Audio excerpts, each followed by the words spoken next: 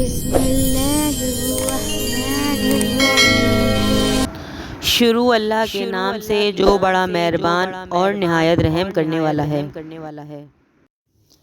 اے پیغمبر، اپنے پروردگار جلیل الشان کے نام کی تسبیح کرو، جس نے انسان کو بنایا، پھر اس کے اعضاء کو درست کیا، اور جس نے اس کا اندازہ ٹھہرایا، پھر اس کا راستہ بتایا، اور جس نے چارہ اگایا، پھر اس کو سیاہ رنگ کا کوڑا کر دیا۔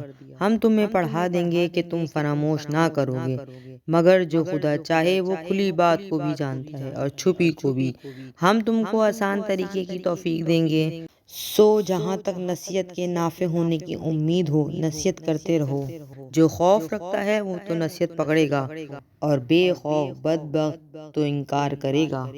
جو قیامت کو بڑی تیز آگ میں داخل ہوگا، پھر وہاں نہ مرے گا اور نہ جیے گا۔ بے شک وہ مراد کو پہنچ گیا جو پاک ہوا، اور اپنے پروردگار کے نام کا ذکر کرتا رہا اور نماز پڑھتا رہا۔ مگر تم لوگ تو دنیا کی زندگی کو اختیار کرتے ہو، حالانکہ آخرت بہت بہتر اور پائندہ تر ہے۔ یہ بات پہلے صحیفوں میں مرقوم ہے، یعنی ابراہیم اور موسیٰ کے صحیفوں میں۔